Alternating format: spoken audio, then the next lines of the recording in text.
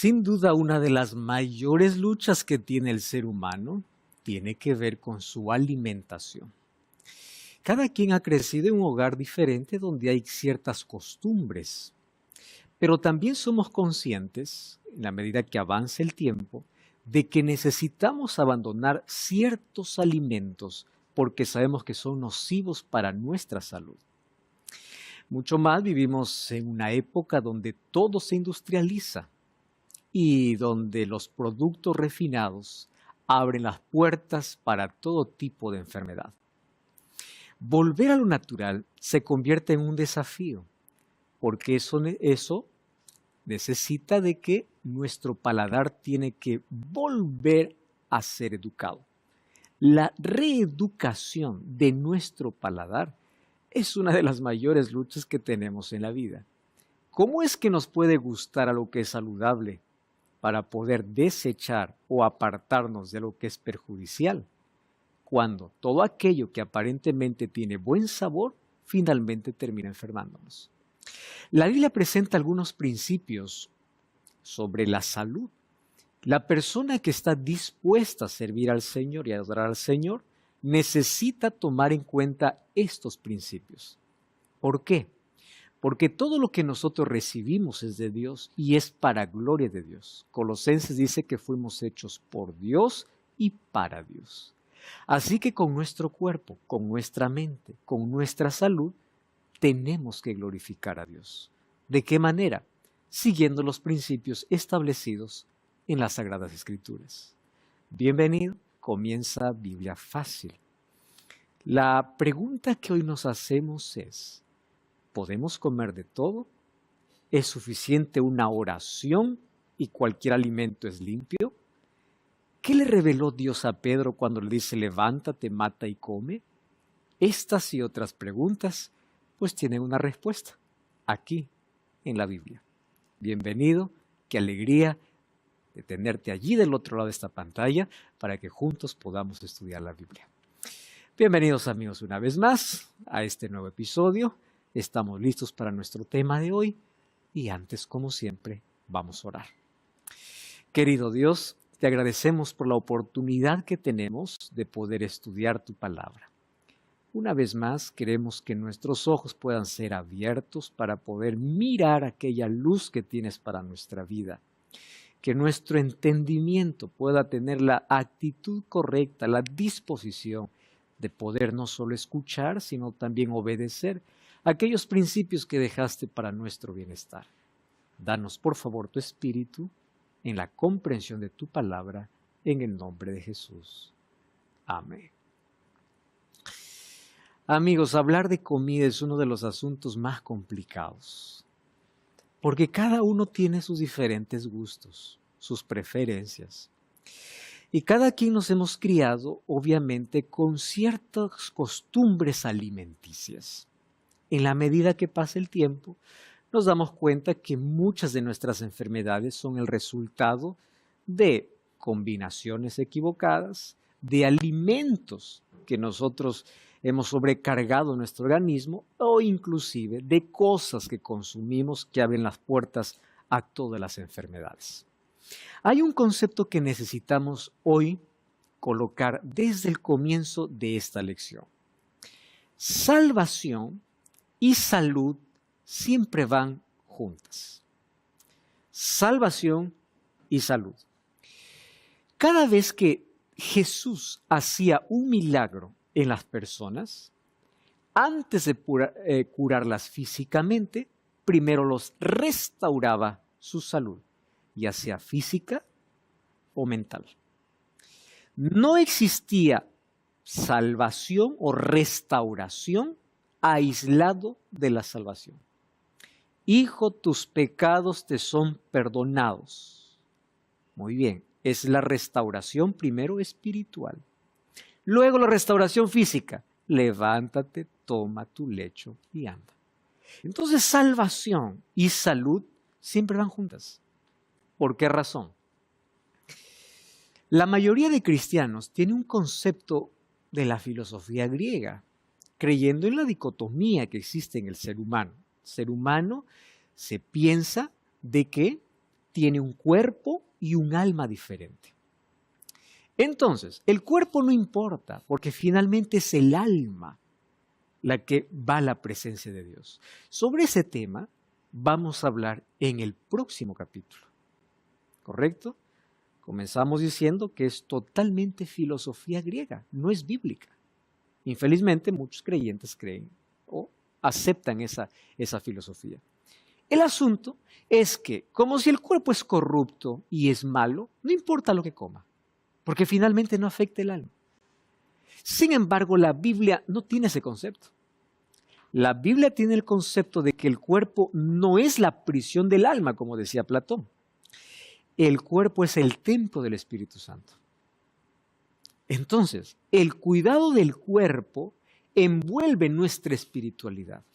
No hay manera de decir, yo tengo una correcta relación con Dios, pero no cuido mi salud. Porque uno da gloria a Dios cuidando su salud. Ahora, ¿de qué manera? Siguiendo algunos principios que la Biblia muestra. Entonces, 1 Corintios 6:19 es la base de todo. ¿O no saben que su cuerpo es el templo del Espíritu Santo, que mora en ustedes, el cual tienen de Dios y que no son de ustedes? Pues han sido comprados por precio, por tanto, glorifiquen a Dios en su cuerpo. Muy bien. ¿Qué cosa es lo que yo entiendo en este texto? Primero, la mayoría de creyentes vive en la ignorancia sobre el cuidado del cuerpo. ¿Por qué razón? Cuando el templo en Jerusalén fue destruido en el año 70, a partir de allí, los creyentes, o mejor, los judíos ya no tenían un lugar donde adorar, y los creyentes que se reunían en pequeñas casas, ellos creían que necesitaban construir un templo, porque la vida del pueblo judío giraba en el templo. Ellos pasaban más de 90 días dentro del templo. Todas las fiestas se celebraban en el templo, la presencia de Dios aparecía en el santuario, ahí estaba el Shekinah, la gloria de Dios, todo era en el templo. Pero ahora viene Pablo y viene con otro concepto y dice así, miren, no va a haber otro templo, no se va a construir otro templo. La gloria de Dios ya no va a estar más sobre otro templo, porque ahora Dios ya no habita más en paredes, su presencia no se verá más en un santuario físico, sino su presencia se reproducirá y su gloria se reproducirá en ustedes. Entonces, pasamos de un templo construido a nosotros ser la morada de Dios. Entonces, cuida el templo, porque tu cuerpo es el templo del Espíritu Santo. Y cuando habla del cuidado del cuerpo, está envolviendo todas las áreas de salud. El ser humano tiene 3 áreas específicas, tanto así que la Organización Mundial de la Salud le dio tanta importancia ahora a la última, ¿verdad?, que antes no se consideraba mucho. Para tener buena salud se necesita un equilibrio en todas las áreas, física, mental y espiritual. El área espiritual siempre fue relegada, pero últimamente las personas se dan cuenta de la importancia de lo espiritual, porque gran parte de nuestras enfermedades comienzan en la mente y que luego se reproducen en una enfermedad física. Pero gran parte de las enfermedades mentales tienen su origen en el vacío, tienen su origen en no tener un soporte, en no tener dónde ni en quién soportarse. Entonces, de allí viene que cuida también el área espiritual. Solo que son 3 aspectos que coordinan y hacen que el ser humano pueda funcionar completamente y correctamente para que pueda tener salud. Entonces, estos 3 aspectos son dependientes. O sea, yo no puedo decir estoy bien físicamente, pero estoy mal mentalmente. O estoy mal espiritualmente y bien físicamente. No existe. Porque el ser humano es un ser holístico, es íntegro. Lo que afecta a un área, afecta a otra. Así funcionamos. Alguien puede decir, yo no tengo ningún dolor, pero una preocupación, un problema mental, acabó todo. Alguien no puede tener un dolor físico, pero tiene una angustia mental. Alguien no puede tener una angustia mental, pero tiene un vacío espiritual. Entonces, para que exista salud necesita un equilibrio completo en todas las áreas. Para eso necesitamos cuidar nuestra salud de manera integral, porque lo que afecta a un área afecta lo demás. Hay muchas personas que a veces me escriben y dicen, pastor, yo tengo una lucha tremenda, dice, y mi lucha es que cada vez que yo abro la Biblia en la mañana, yo no tengo deseo, no tengo ganas, yo me duermo leyendo la Biblia y es una lucha con el diablo. Digo, no es con el diablo. Vamos a comenzar analizando. ¿Qué horas duermes? Duermo medianoche. Muy bien. ¿Qué horas te levantas? Para el trabajo me levanto 6 de la mañana, pero estoy en la Biblia 5 horas. ¿Cómo tú crees que vas a despertar con una disposición para poder leer la palabra de Dios cuando tienes una noche mal dormida, tienes malos hábitos de alimentación o tienes hábitos que sabes que son perjudiciales? Finalmente es la culpa del diablo. No es así. Gran parte de nuestras enfermedades tienen que ver con nuestros hábitos. Un 70-80% de nuestras dolencias solo cambiaría si cambiamos de hábitos. Así cambiaría. Por eso cada vez que vamos al médico, y si el médico no solamente nos receta una medicina y va un poco más allá en el tratamiento, dice, tienes que abandonar esto y esto. Ahora tú decides. Por eso la pregunta de Jesús antes de curar a alguien era, ¿quieres? Porque si realmente quieres, entonces vas a pagar un precio. ¿Cuál es el precio? Estar dispuesto a cuidar tu salud. Y aquí me trae una idea interesante. Dios no es cómplice de nuestros malos hábitos. Fíjense. Cuando yo estoy enfermo por un mal hábito y voy a Dios y le digo, Señor, haz un milagro. Por favor, cúrame, Señor, cúrame. A veces la enfermedad continúa y a veces yo no entiendo el mensaje. El mensaje de Dios es, yo te voy a curar. Pero de nada sirve que te cure si vas a volver a tener los mismos hábitos que te van a enfermar. Entonces, déjame primero curar tu interior. A veces la cura tiene que comenzar de adentro, no de afuera. Cada vez que nosotros nos enfermamos, nuestra oración debe ser, Señor, ¿qué debo cambiar? Yo he dicho muchas veces en muchos mensajes lo siguiente, que nuestra oración a Dios cada vez que tenemos un problema de salud, primero es analizar, ¿por qué estoy enfermo? Obviamente que hay enfermedades que no teníamos nada que ver, genéticas, por accidente, virales, no sé, hay enfermedades donde el ser humano no tiene nada que ver, pero es un porcentaje menor. La mayor cantidad de enfermedades tiene que ver con hábitos. Entonces, cada vez que yo me enfermo, es un llamado a cambiar de hábitos. ¿Qué me está faltando? Dormir más, hacer ejercicio, beber más agua, comer saludablemente. Porque hay personas que dicen, salud solamente es comer. No. No solo es comida. Salud es un conjunto de hábitos. Hay personas que dicen, yo no como esto, no consumo lo otro, pero come dulces, el mismo veneno. Hay personas que dicen, yo me cuido en salud, pero no hace ejercicio, el mismo problema. Hay personas que hacen ejercicio, comen bien, pero duermen tarde. O sea, salud no es una cosa, es un conjunto de cosas.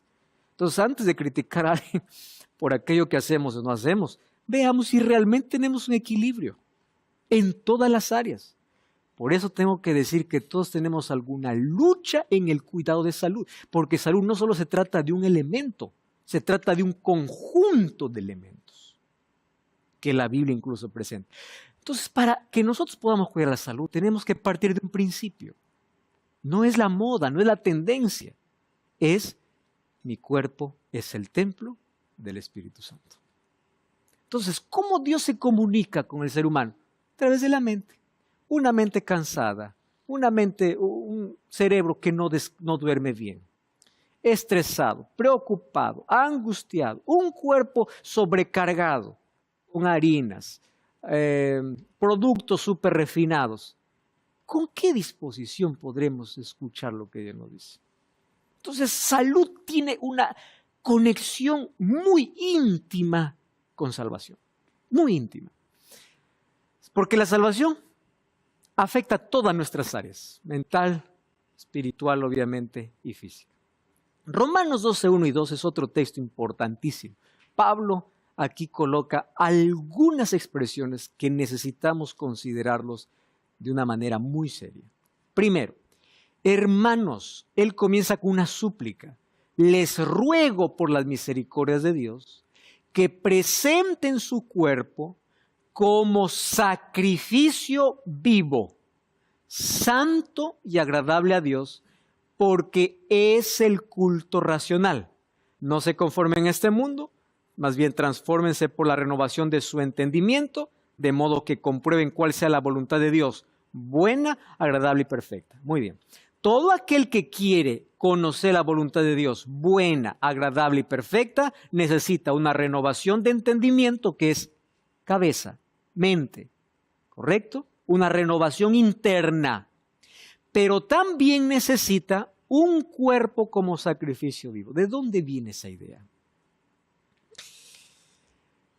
En el sistema ceremonial, las personas que iban a ofrecer una ofrenda o un sacrificio por el pecado, necesitaban separar un cordero perfecto. No debería tener ningún defecto.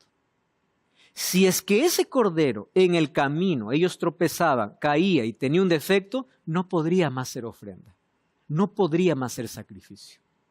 Entonces, todos los animales que eran colocados en un altar tenían que tener la apariencia perfecta. Perfecta. Muy bien. Porque ese cordero, obviamente, representaba ¿a quién? A Cristo. Él era perfecto. Solo que después que Jesús muere y Él es nuestro sacrificio perfecto, ahora el apóstol Pablo le da un significado esencial al sacrificio de animales. Y dice, es verdad, ya no sacrificamos más animales, porque Cristo ya cumplió. Todos esos animales eran la sombra, el tipo, ¿no? La sombra que se encontró con la realidad, el antitipo que se encontró con el tipo, allí en la cruz. Pero si ya cesó el sacrificio de corderos, ahora hay otro sacrificio. ¿Cuál es el sacrificio? Nosotros somos el sacrificio. Y nosotros nos colocamos en el altar como sacrificios. ¿Cómo debería estar entonces nuestro cuerpo? Aquí viene otra vez el asunto de salud. Cuerpo y mente. Cuando nosotros cuidamos nuestro cuerpo y nuestra mente, ¿qué ofrecemos a Dios? Un culto racional. Infelizmente, hoy la mayoría busca un culto emocional. La gente cuando va a adorar a Dios no quiere adorar a Dios, quiere adorar sus sentidos. Quiero sentirme bien. Esta música sí me toca, esto sí me gusta, porque quiere adorar sus sentidos. La Biblia no, es muy aburrida, mejor dediquemos otro tiempo a otras cosas. Quiero sentir, quiero saltar, quiero emocionarme. Eso no es, Dios quiere un culto racional. Y el culto racional viene a partir de una salud completa, un cuerpo físico bien cuidado y una mente dispuesta. Un culto racional. Ese es el culto que Dios quiere que podamos ofrecer. Muy bien. Ahora, tercera de Juan, capítulo 1, versículo 2. Dice así, amado, mi oración es que seas prosperado en todas las cosas y que tengas salud, así como prospera tu alma. La palabra alma en la Biblia va a envolver todas las áreas de la vida. Área física, mental y espiritual. De eso hablaremos, obviamente, en el próximo capítulo. El deseo de Dios es ese. Muy bien. Ahora vamos a abrir la Biblia para ver algunos textos donde aparentemente algunos justifican y dicen así, bueno, la Biblia dice que yo puedo comer de todo y punto final, así que nadie venga a prohibir. Y es verdad, nadie tiene deber de prohibir porque cada uno es libre de hacer lo que uno quiere de acuerdo a sus elecciones, finalmente tendrá consecuencias. Mas hay algunos que aíslan textos bíblicos para justificar ciertas cosas. Vamos al primero. Deuteronomio capítulo 12, versículo 15. Deuteronomio capítulo 12, versículo 15. Dice así, con todo podrás matar y comer carne en todas tus poblaciones a tu deseo, según la bendición que Jehová tu Dios te haya dado. El inmundo y el limpio lo podrá comer como la de gacela o de ciervo. Muy bien. No cierren la Biblia, ahora presten atención aquí. Ustedes se acuerdan que en la primera lección les dije así. Si yo quiero justificar algo con la Biblia, yo lo consigo. No importa si es malo o bueno. ¿Por qué? Porque voy a tomar cualquier texto y lo voy a separar de todo el capítulo, de todo el libro o de toda la Biblia. Eso sucede con la parábola del rico y Lázaro, como ya les mencioné. Agarran una parábola desechando toda la Biblia, solo allí, cuando el propósito de la parábola era otro. ¿Qué sucede aquí? Cuando uno lee el texto, solamente el versículo 15, cierra la Biblia y dice, gracias a Dios, aquí está lo que quería. Yo puedo comer todo según mi deseo, tanto limpio como inmundo. Solo que si nosotros leemos, vamos a leer nuevamente el mismo texto, quizá de una manera más pausada. Con todo podrás matar y comer carne en todas tus poblaciones conforme a tu deseo, según la bendición que Jehová tu Dios te haya dado. Presten atención aquí. El limpio, el inmundo y el limpio la podrá comer. Muy bien, viene la pregunta. ¿Está hablando de lo que yo puedo comer o de aquel que es limpio e inmundo? ¿Está hablando de animales o de personas? Ahora, atención aquí al texto bíblico. En el antiguo, en Israel, habían ciertas cosas que hacían que una persona se califique como inmunda. Por ejemplo, tocar un cadáver, una mujer menstruando. En fin, otras cosas, la lepra, otras cosas. Hacía que una persona pueda ser considerada, ¿qué cosa? Inmunda. Cuando hablamos de inmundo en el Antiguo Testamento, no necesariamente estamos hablando de animales. También se llamaba a una persona inmunda o impura. Por eso es que habían rituales de purificación en el Antiguo Testamento. Vamos al versículo 22 del mismo capítulo para poder entender mucho mejor. Entonces, Deuteronomio 12, 22. Muy bien. Lo mismo que se come, la gacela y el ciervo, así lo podrás comer. El inmundo y el limpio podrán comer también de ellas. Cuando ustedes leen ese texto, ahora pregunto, ¿está hablando de animales o de personas? El inmundo y el limpio lo podrán comer. No dice que comerás lo limpio y inmundo. El inmundo y el limpio lo podrá comer. Está hablando de personas. ¿Cómo nosotros entendemos cuando hay un tipo de texto como ese? Ya les dije, busquemos o el idioma original o es fácil, otras versiones. Yo aquí coloqué el mismo texto de Deuteronomio 12:15 con la versión NBI, Nueva Versión Internacional. ¿Cómo traduce el mismo texto de Deuteronomio 12:15? Así, no obstante, igual, en todas tus ciudades, igual, podrás matar y comer carne, igual.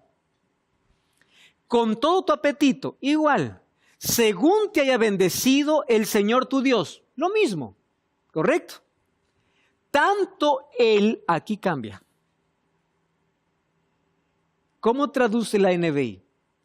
Tanto el que está impuro como el que está puro. Mientras que aquí la Reina Valera lo traduce, tanto el que está impuro como el que está puro lo podrá comer. Bueno, aquí en la primera versión es tanto el puro y el impuro, ¿verdad? Es lo que hemos leído nosotros. Pero la nueva versión internacional es tanto el que está impuro como el que está puro lo podrá comer, como si se tratara de una gacela o de un venado. Mientras cuando abrimos la Biblia aquí dice tanto el impuro como el limpio lo podrá comer, la nueva versión internacional dice no, el que está, o el que está limpio o el que está impuro. ¿De qué trataba?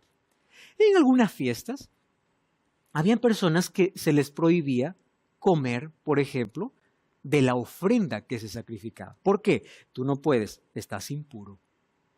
Entonces viene Dios y dice no, hay ciertas ofrendas que lo puede comer tanto el limpio como el impuro. Pero aquí está hablando de aquel que está ceremonialmente limpio o ceremonialmente puro. ¿correcto? En ese contexto está hablando Deuteronomio 12:15. Otro de los textos que obviamente muchas personas toman es Marcos 7, 18 y 19. Este texto fue dicho por el propio Jesús. ¿Y cuál es el texto? Él les dijo, ¿también vosotros estáis así sin entendimiento? ¿No entendéis que todo lo de afuera que entra en el hombre no le puede contaminar? Porque no entra en su corazón, sino en el vientre, y sale a la letrina. Esto decía, atención aquí, haciendo limpios todos los alimentos. Para esto, otra vez necesitamos analizar cuáles eran los alimentos que Jesús estaba haciendo puros. ¿En qué contexto lo estaba diciendo? Eso veremos después de esta breve pausa en el espiritual, pero olvidan algo importante. La salud física también importa. La Biblia revela principios claros que Dios dejó sobre nuestra alimentación. ¿Tú quieres saber de qué se tratan esos principios? Descúbrelo aquí en la revista Esperanza en la Mira de la Verdad. Para solicitarla solamente necesitas enviar un mensaje de texto a este número de WhatsApp, más 5512 9810 1460. Te recuerdo que es totalmente gratis y te va a ser de gran ayuda para profundizar tu conocimiento sobre temas aparentemente controversiales o complejos de la Biblia. Solicítalo ahora mismo. Marcos relata una de las historias que sucedió cuando Jesús estaba comiendo con sus discípulos.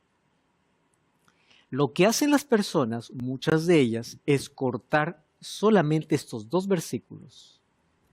¿Cuál es la frase popular? Todo lo que entra no contamina, entonces todo puedo comer. ¿Cuál es la otra frase popular? Todos los alimentos son limpios porque Jesús dijo que así era. Muy bien, vamos a un principio. Mateo 5:17, Jesús dice, no penséis que he venido a anular la ley o los profetas. Correcto. Si Jesús aquí está dando una orden de que ahora todos los alimentos son limpios, ya estaría anulando la ley. Aquí la palabra ley, en Mateo 5:17, se entiende como la Torá. Y allí estaban los escritos de Moisés, dentro de los cuales estaba Levítico y Deuteronomio. Entonces, si Jesús está declarando que ahora todos los animales son limpios, entonces habría que anular la Torá. Y él estaría anulando, en ese sentido, la ley. ¿Correcto? ¿Qué cosa es lo que Jesús estaba diciendo? Aquí no necesitamos tanta profundidad. Simplemente leer un par de veces el texto, pero leerlo completo. Vamos aquí a algunas características.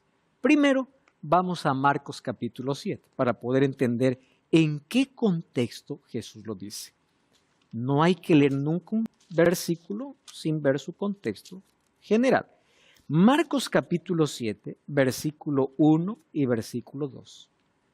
Se juntaron los fariseos a Jesús y algunos de los escribas que habían venido de Jerusalén, los cuales, viendo a algunos de los discípulos de Jesús, ¿qué dice la Biblia? Comer pan con manos inmundas. ¿Por qué estaban inmundas las manos? Porque no estaban lavadas y los condenaban. Porque los fariseos y los judíos, aferrándose no a la ley de Dios, ¿qué cosa dice? A la tradición de los ancianos, si muchas veces no se lavaban, no comían. Muy bien. Cuando uno ubica un texto dentro de su contexto, ya es más fácil entender. Primera pregunta. ¿Estaban comiendo carne? No. ¿Qué estaban comiendo? Pan. Jesús no está allí en una conversación donde está de todo para comer, todo tipo de alimento, y dice, todos estos son limpios. No, están comiendo pan. ¿Cuál es el sentido de impureza? Una tradición. ¿Cuál es la tradición? Aquel que come pan sin lavarse las manos está impuro. Está impuro el pan porque lo contaminó con sus manos sucias. Y al comer pan contaminado, él se convierte en una persona impura. ¿Qué hacían los ancianos y líderes? Antes de comer, obviamente, había un lugar para lavarse las manos. Por higiene está todo bien.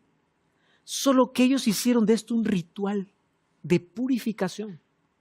Tanto así que si había un lugar donde no había agua, solamente para tranquilizar su conciencia, tenían que hacer la mímica de lavar las manos.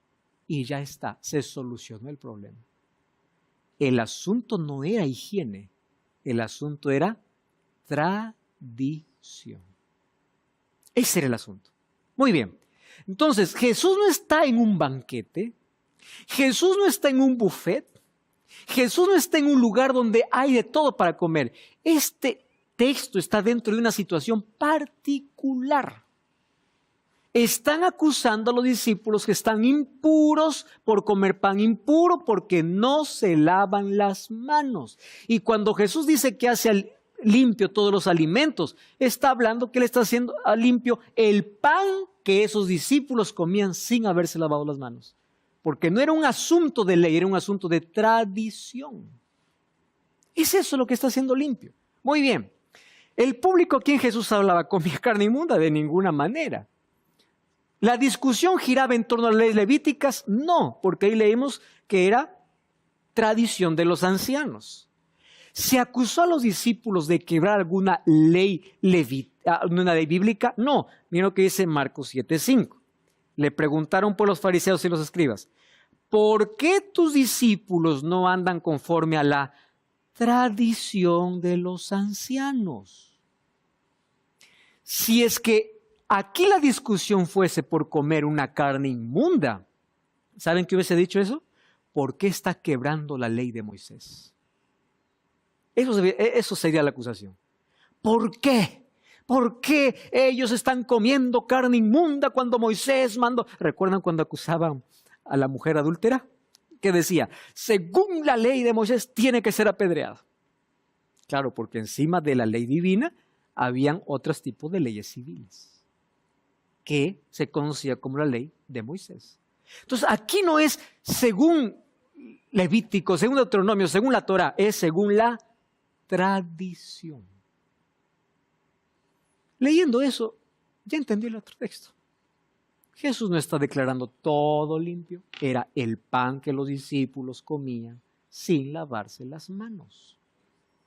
Era eso, porque lo dice en un contexto, pero cuando yo corto un texto de su contexto, yo puedo hacerle decir lo que yo quiero, en absoluto, ¿verdad? Entonces Jesús consideraba que todos los alimentos utilizados eran puros, limpios, independientemente de que se lavaran o no las manos en rituales de purificación, y que la contaminación moral no se produce por factores externos, sino internos, claro, porque allí Jesús va a decir, el problema no es comer un pan que aparentemente es impuro. El problema es lo que tienen ustedes dentro, versículo 19. Marcos capítulo 7, verso 19. No es lo que entra, porque no entra en el corazón, sino en el vientre, esa letrina. Esto decía, haciendo todos limpios. Pero decía que lo que del hombre sale, eso contamina, porque de adentro, del corazón de los hombres salen malos pensamientos, adulterio, fornicación, homicidios, hurtos, avaricias, maldades, el engaño, lascivia, envidia, maledicencia, soberbia, y todo eso es lo que contamina. Ellos se cuidaban tanto en hacer una ceremonia para poder lavarse las manos, porque pensaban que eso contaminaba, cuando la contaminación estaba ¿dónde? En el corazón. Sí. Aquí estoy leyendo también Marcos 7:7, y dice, pues en vano me honran enseñando como doctrina mandamientos de hombres, porque dejando el mandamiento de Dios, os aferráis a la tradición de hombres. Perfecto. Entonces, lo que se está acusando a Jesús y a los discípulos no es ni un mandamiento de Dios, ni un principio divino. mandamientos y tradiciones humanas. Entonces, cuando alguien presenta este versículo, solo hay que leer todo el capítulo y ya está entendido. Vamos a otro.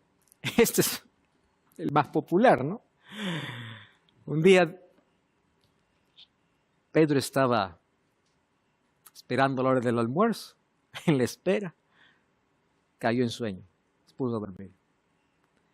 Y tiene una visión, un lienzo, una voz. Pedro, levántate, mata y come. Pedro, consciente de lo que estaba viendo, dice, Señor, no. Eso es inmundo. Yo no puedo comer eso. Y viene la voz. No llames inmundo a lo que Dios limpió. Y ahí las personas dicen, ahí está. Todo lo que en el antiguo era inmundo, en el nuevo es puro. Vamos entonces a Hechos 10. Vamos a entender si realmente es eso lo que está diciendo. Hechos, capítulo 10. Toda la historia no vamos a leer, vamos a leer algunos versículos. Primero vamos a comenzar por el 1. Había en Cesarea un hombre llamado Cornelio, centurión de la compañía llamada italiana. Ojo, Cornelio era centurión de una compañía llamada la italiana, pero él no era judío, ¿correcto? Él vivía en Cesarea, pero era piadoso y temeroso de Dios con toda su casa. Hacía limosnas al pueblo, oraba a Dios siempre. Verso 3.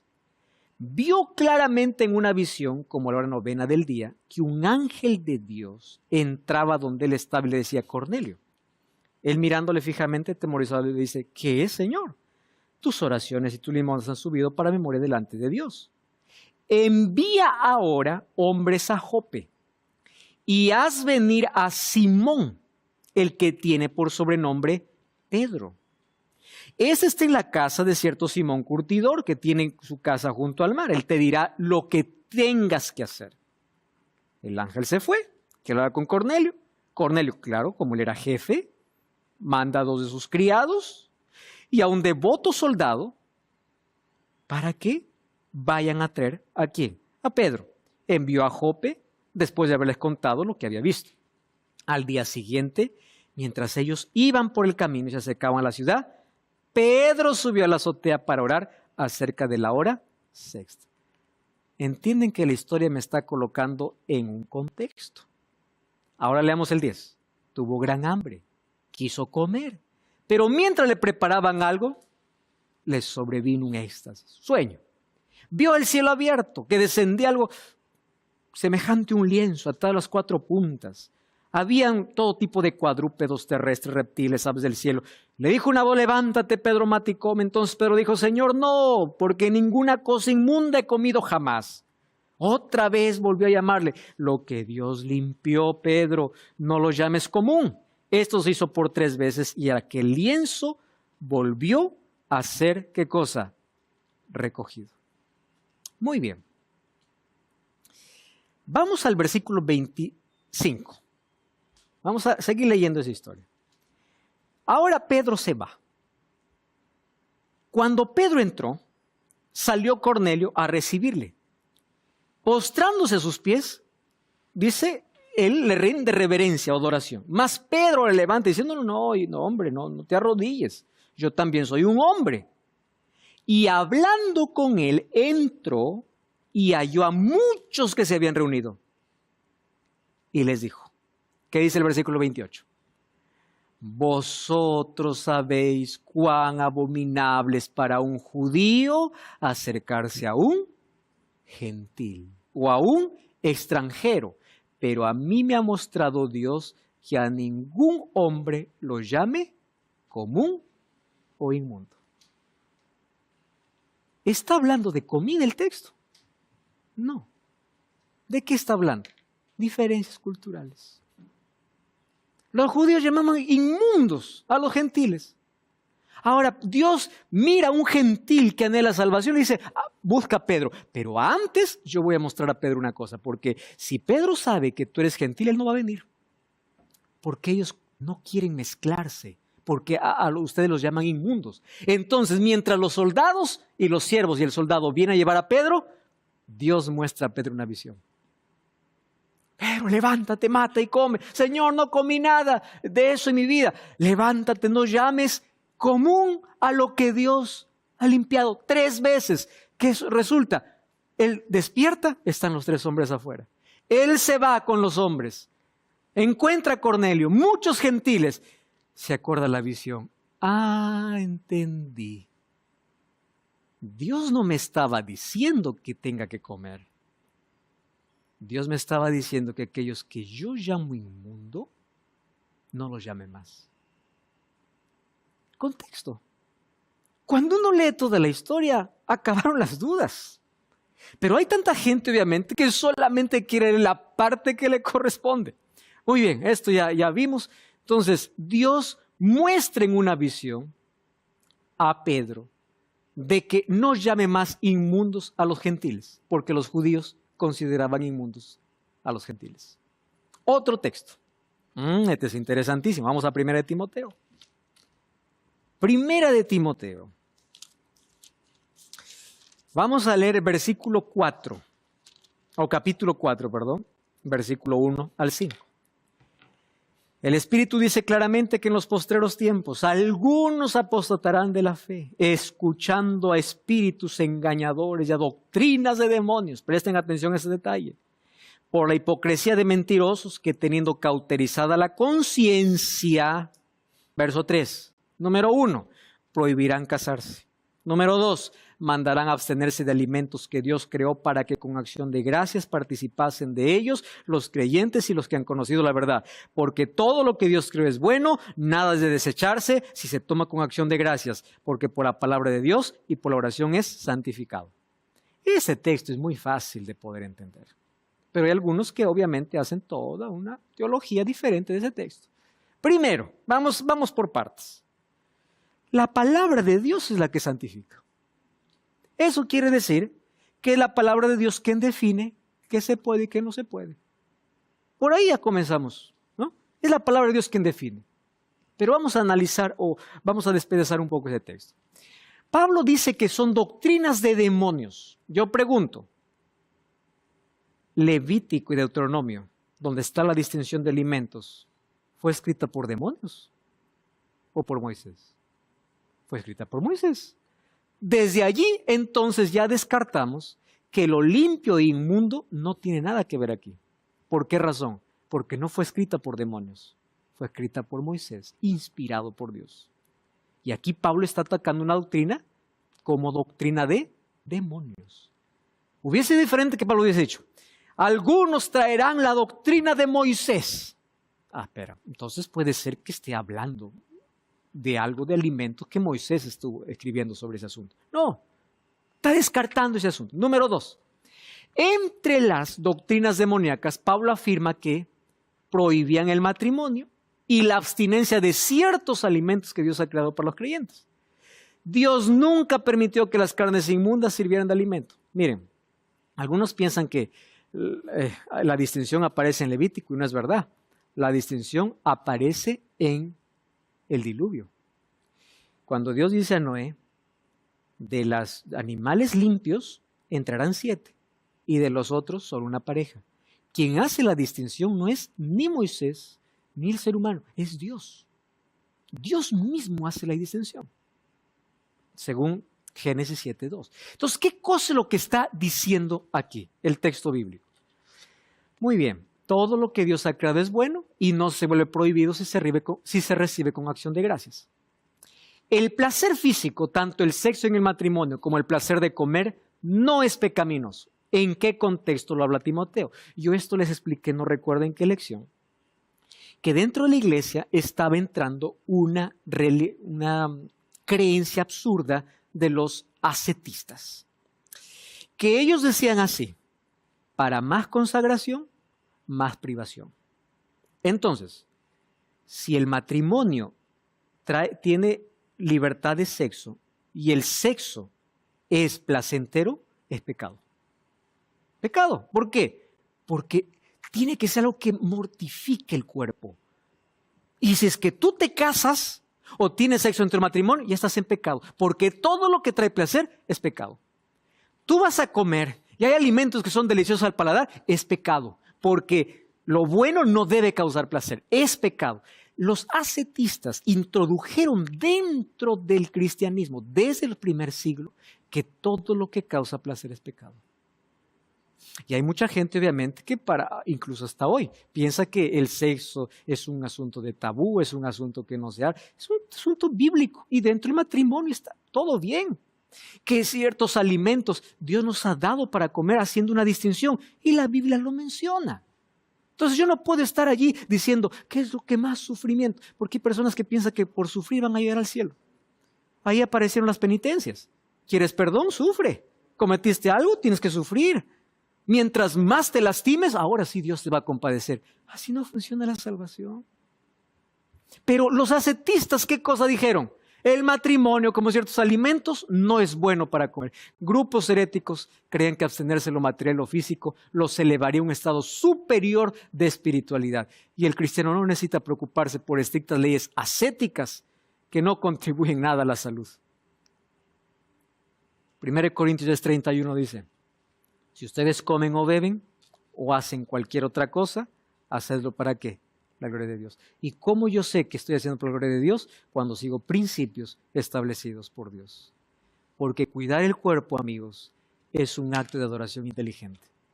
Es la razón por la cual Daniel, en su libro, capítulo 1, versículo 8, dice que Daniel propuso en su corazón no contaminarse con la porción de la comida del rey ni con el vino que él vivía.